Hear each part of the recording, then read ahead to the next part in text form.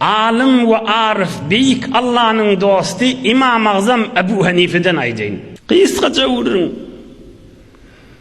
İmam-ı Azam, bizim qarrı ustadımız İmam-ı Azam Ebu Hanife, mezhep başımız.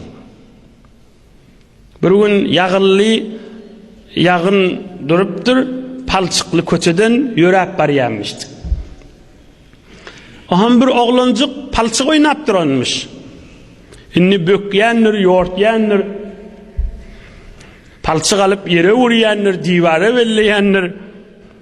Bir oğlancık, bir tefil palçık oynap duranmış. İmam Ebu Hanife'ni Bağdat'ta tanıyanmış tikle kiçi uli. Ne için?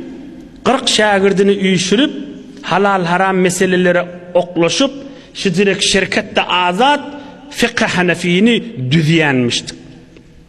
Ebu Hanife halal haram meselelere cevap veriyor deyip maruf adammış. İmam-ı Azam Ebu Hanife ol oğlancığa ediptir, canı oğlu sürüşüp yıkılama deyiptir. Onu ol oğlancığa ediptir, ey Ebu Hanife deyiptir. Ben sürüşüp yıkılsam bolacak zadi yok deyiptir. Ya elim sıpçırlar ya ayağım sıpçırlar deyiptir. Sen Ebu Hanife sürçama deyiptir. Sen sürüşsen sen iyiliğine düşüp kan adam sürüşecektir deyiptir. Sen hesabın çekte yürüy deyiptir. Sen kadam kadam ardımın hesaplıca vas deyiptir. Men sürçenim menen bolacak zat yok deyiptir. El ayağım sıpçırıyor deyiptir, ondan maşadat bolup görmür deyiptir. Ya da yıkılmasam yıkılmarım deyiptir. Ama sen sürçama deyiptir. Sen sürüşsen kan adam iyiliğine düşüp sürüşür deyiptir. Mezhep başımız İmam-ı Azam Ebu Hanife nâme diye.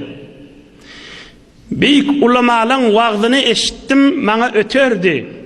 Ama şu oğlancığın aydan vaazdıça henüz hiç vaaz bana öten aktı. Min aydan nasihati min içimden geçti. Yani bir İmam-ı Azam'ın büyük takvalığı da. İnnişini İmam-ı Azam'ın yaşayışını yazılan kitaplarında hemmesinin min ay diye bir oğlancıktan vaaz alıptır deyip.